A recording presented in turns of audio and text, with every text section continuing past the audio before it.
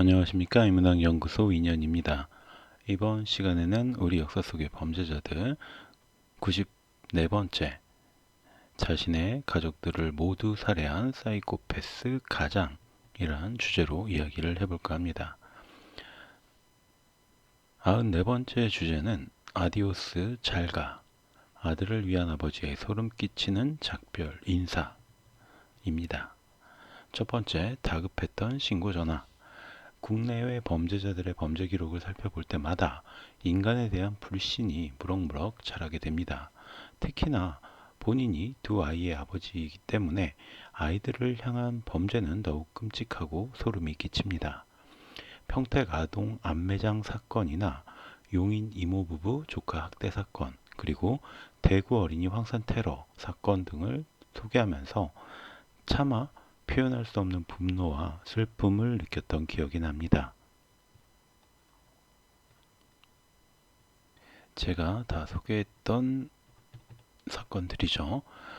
자, 오늘 구독자분들에게 소개할 사건은 어쩌면 이런 사건들보다 더 잔인하고 끔찍하며 분노를 느끼게 할 사건이 아닐까 생각이 듭니다. 지난 2022년 10월 25일 자정에 가까운 시각 119로 한 통의 신고 전화가 걸려옵니다. 네, 119입니다. 밖에 나갔다 들어와 보니 아내와 아이들이 칼에 찔려 있어요. 모두 죽었어요. 신고를 받고 출동한 소방관은 현장에 도착했을 당시 심정지 상태였던 고 씨의 아내와 두 아들을 발견합니다. 사건 당시 사망한 세 사람의 목 부위에는 흉기 상흔이 발견이 됐습니다. 현장을 확인한 소방관은 과다출혈로 인한 심정지 상태라고 추정을 했죠.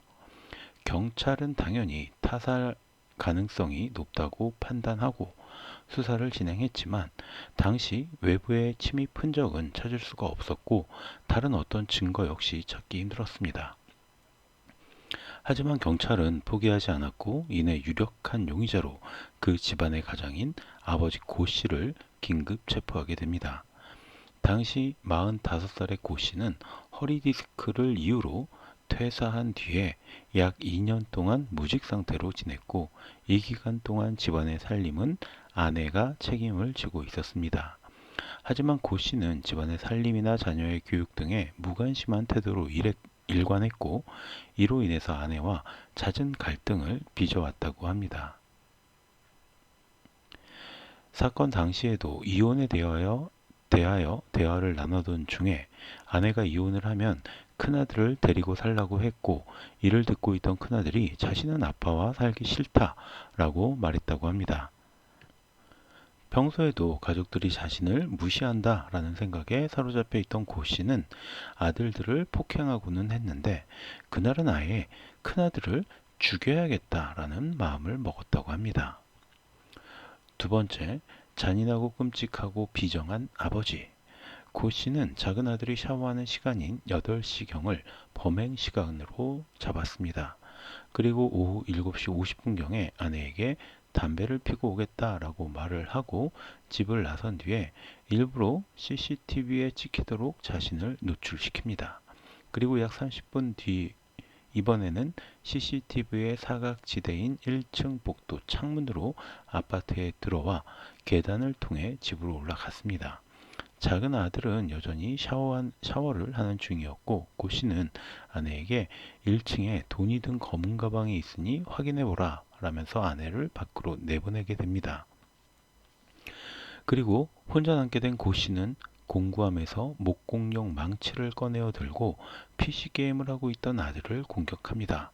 하지만 마침 아내가 돌아와서 그 모습을 보고 아들을 감싸며 말리자 아내에게도 망치를 휘둘러 상해를 입혔고 밖에 소란 때문에 샤워실에서 나온 작은 아들 10살이었다고 해요. 에게도 무차별적인 폭력을 휘둘렀습니다. 그러나 자신의 생각처럼 자기 가족들이 쉽게 죽지 않자 주방에서 칼을 꺼내와서 다시 확인 사살을 이어갑니다.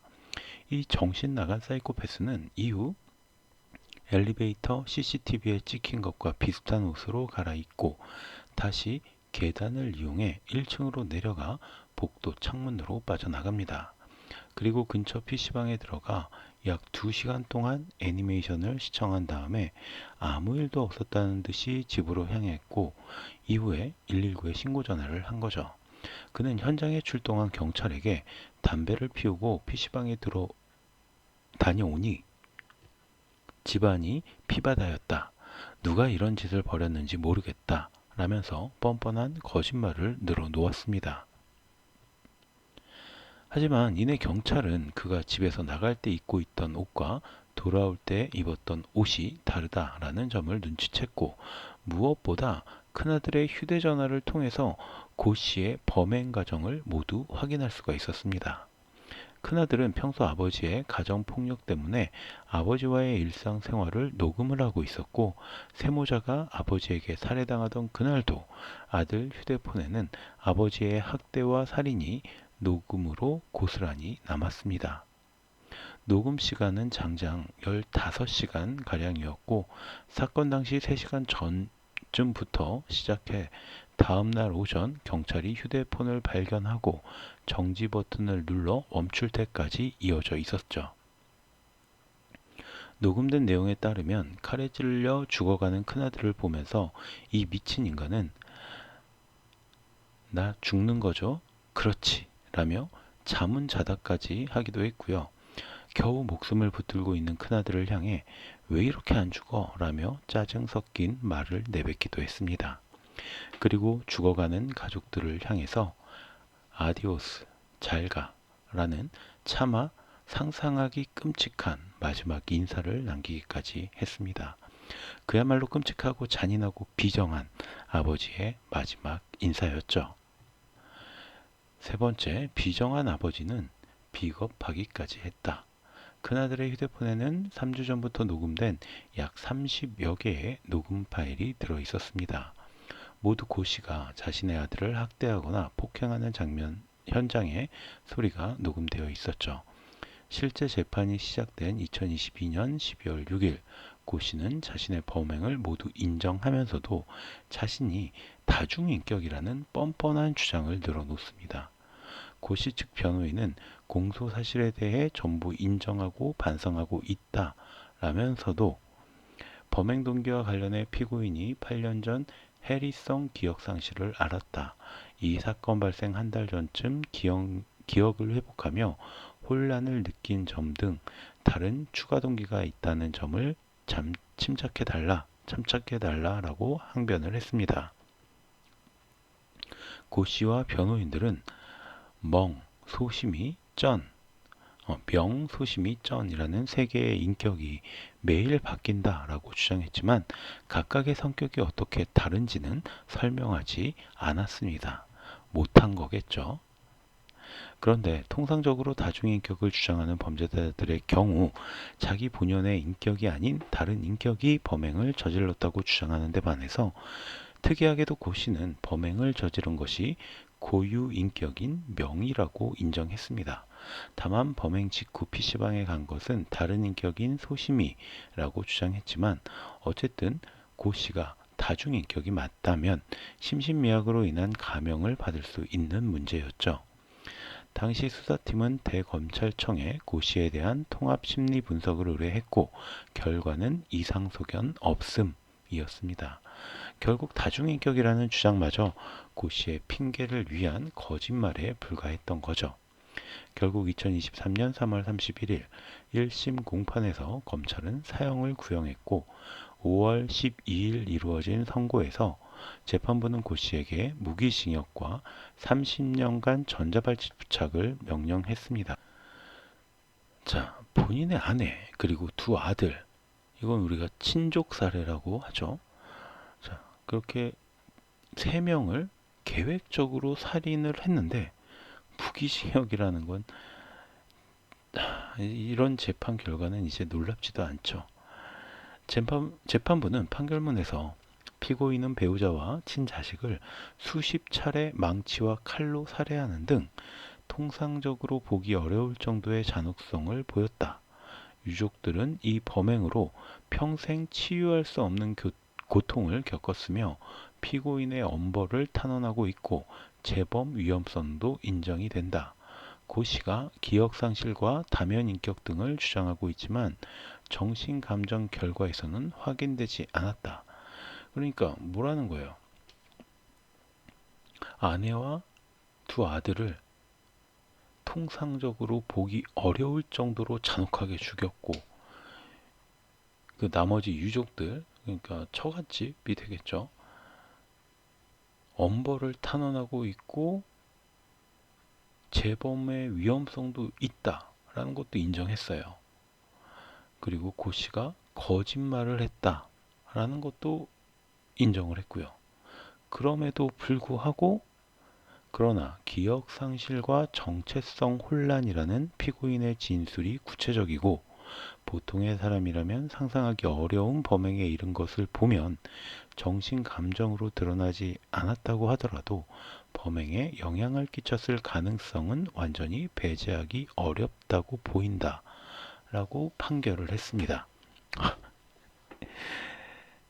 그러니까 이게 이 살인자의 진술이 구체적이고 또 이 살인자가 사람을 워낙 잔인하게 죽였기 때문에 정신감정에서는 드러나지 않는 정신적인 이상이 있을 수도 있다.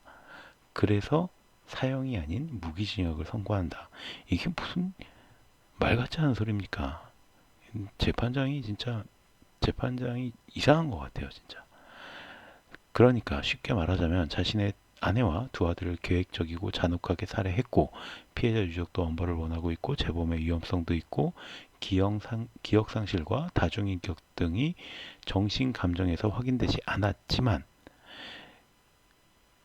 범죄자 고 씨가 기억상실과 정체성 혼란을 겪고 있다는 진술이 믿을만하고 또 보통 일반적인 사람보다 잔인하게 자신의 가족을 죽였으니까 정신감정으로도 밝혀지지 않는 어떤 정신병이 있을 수도 있기 때문에 무기징역이다라는 거.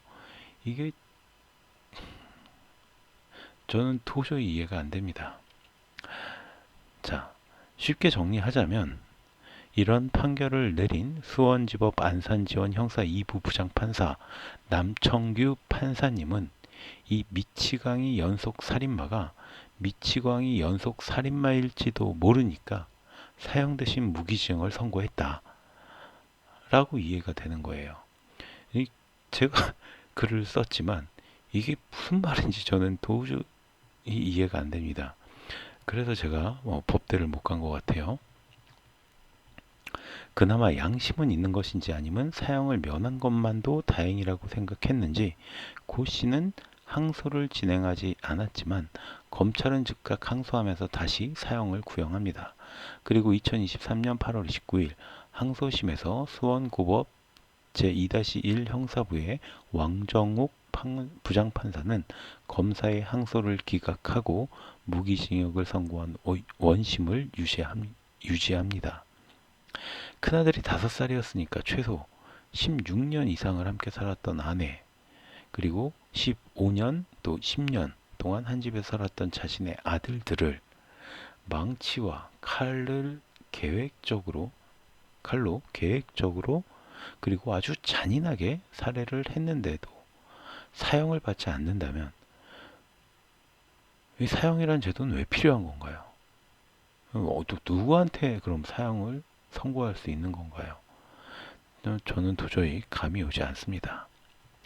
아무튼 이후 고 씨도 검찰도 상고하지 않아서 고 씨는 무기징역형이 확정이 되어서 현재 교도소에 수감된 상태입니다. 대체 내가 왜 열심히 이렇게 번 세금을 금수만도 못한 인간이 먹고 자고 입는데 사용되어야 하는지 저는 도무지 알 수가 없습니다.